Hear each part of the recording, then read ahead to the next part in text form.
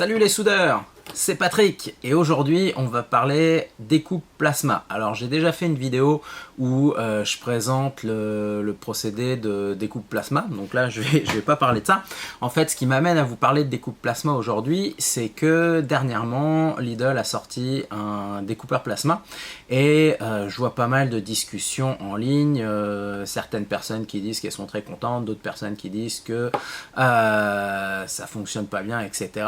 Moi je vais pas vraiment pouvoir vous parler de celui de Lidl parce que je l'ai pas acheté, mais il se trouve que il y a 1 an et demi j'ai acheté celui-là.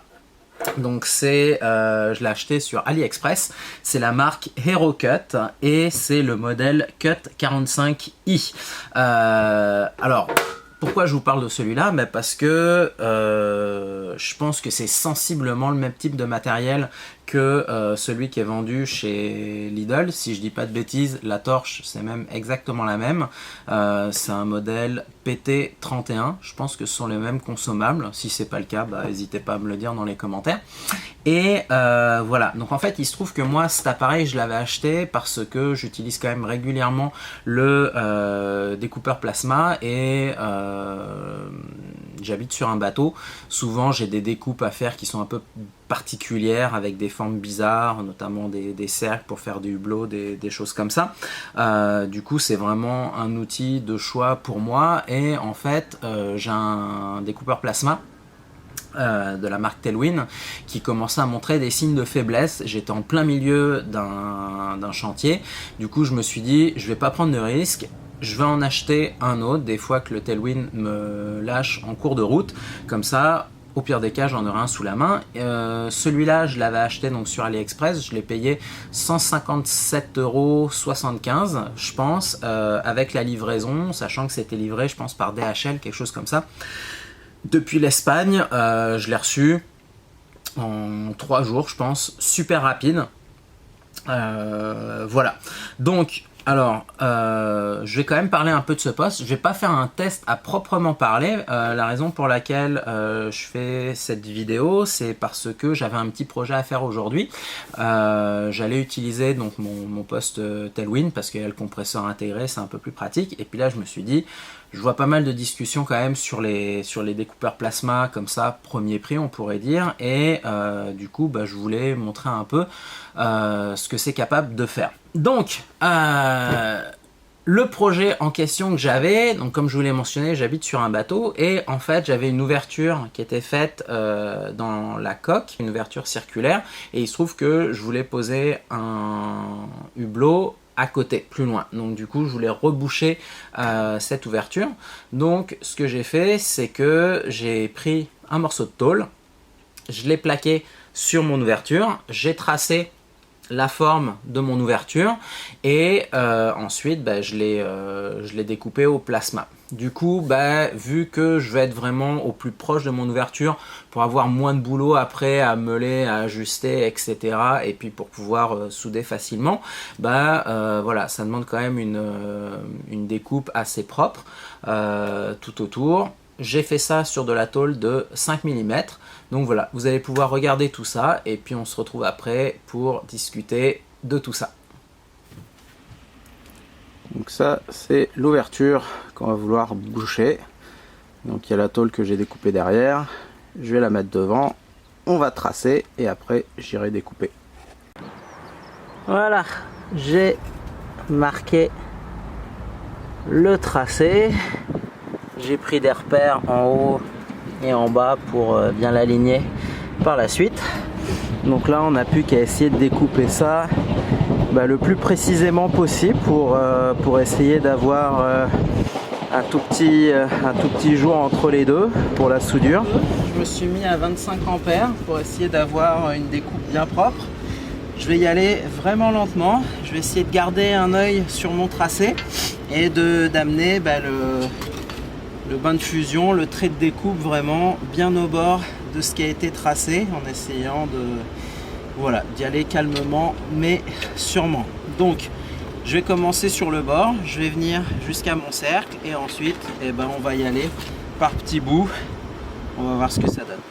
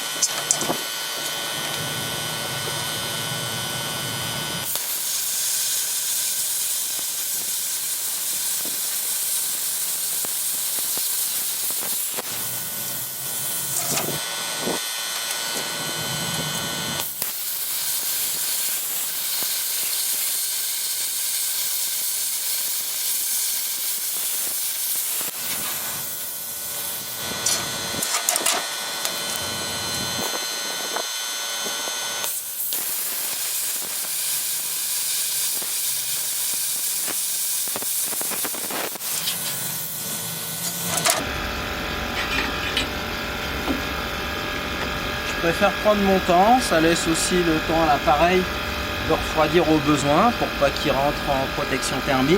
Et puis bah, moi voilà, ça me garde calme. Pour le moment ça se passe plutôt bien, je suis assez content de moi.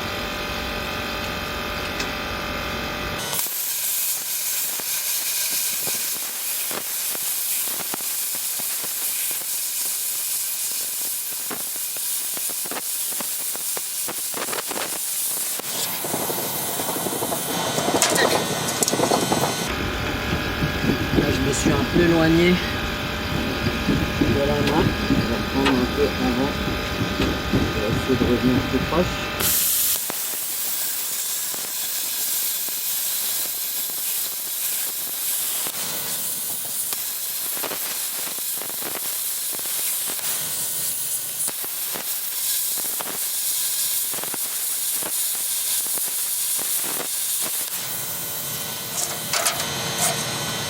On est presque à la moitié.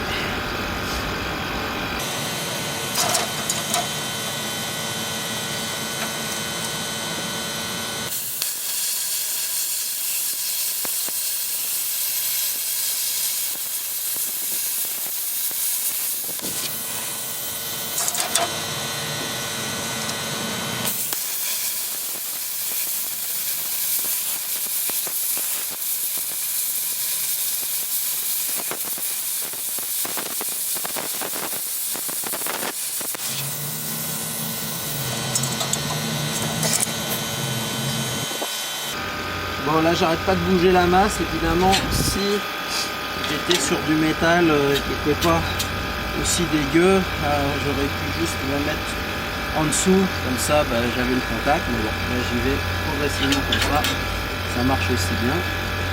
Allez.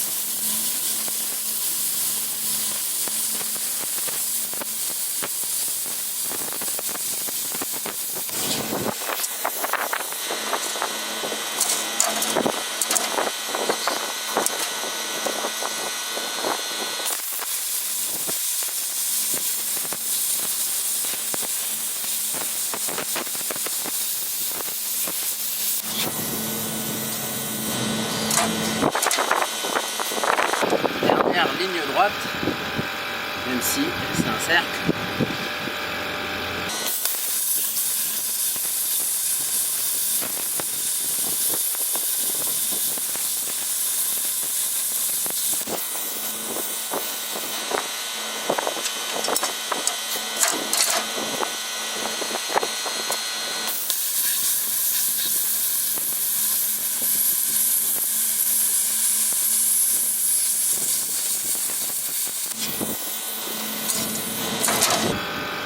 Et le dernier petit bout.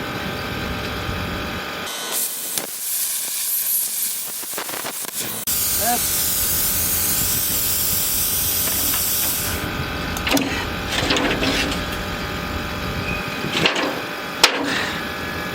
Voilà.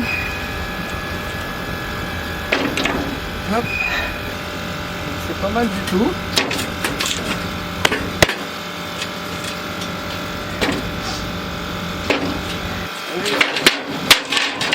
Voilà.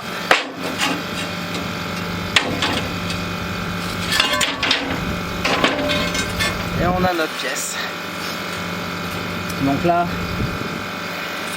si on regarde par rapport à mon trait de coupe, je sais pas si vous voyez vraiment, mais j'ai pu le suivre plutôt pas mal. Donc je vais juste passer un coup de meule tout autour. Je vais évidemment enlever toute la matière, là, les espèces de scories qu'il y a derrière pour que ce soit propre. et puis voilà, on va pouvoir voir si ça rentre bien dans le trou, mais ça devrait. Et voilà la pièce posée, donc je l'ai soudée de l'extérieur, voilà, mais bon, donc juste en meulant un peu tout autour, bah voilà, c'était parfaitement ajusté. Voilà, donc vous avez vu, bah, c'est un projet qui s'est quand même bien fait là. La découpe en tant que telle, ça a pris un peu de temps encore une fois parce que bah, voilà, je voulais m'assurer d'être au plus près du tracé que j'avais à faire. Bon, je vous ai pas filmé tout ce qui était préparation de la pièce, etc. J'aurais bien aimé vous montrer le soudage. Malheureusement, bah, c'est sur le côté du bateau et donc c'est un peu compliqué d'installer la caméra là-bas pendant que je soude. Et puis de la même manière, je vous aurais bien montré la pièce posée de l'extérieur, mais faut avoir un peu de recul pour pouvoir prendre en photo ou filmer ça de l'extérieur. Et là actuellement c'était un peu compliqué. Voilà, mais en tout cas ça s'est bien passé. Et pour la partie découpe, sérieusement, je peux pas vous dire que j'aurais préféré utiliser le Tailwind pour le faire. Ça c'est super bien fait. C'était propre, c'était relativement rapide. Pas eu de problème particulier. L'amorçage fonctionnait bien, la découpe se faisait bien.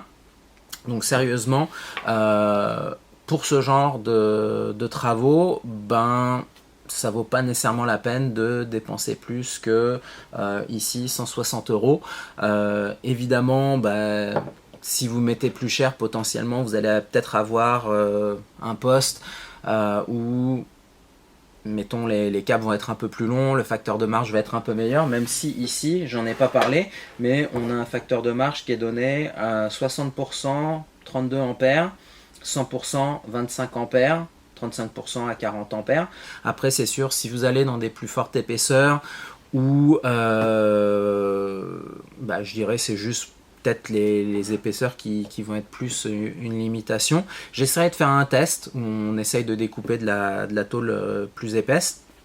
Mais en tout cas, voilà, pour un genre de projet comme ça, tôle de 5 mm à main levée sur une découpe circulaire, rien à dire, vraiment très content du produit. Voilà, j'espère que ça va vous orienter un peu dans vos choix de matériel. N'hésitez pas à vous abonner à la chaîne, à faire un petit like et on se retrouve la prochaine fois. Ciao ciao.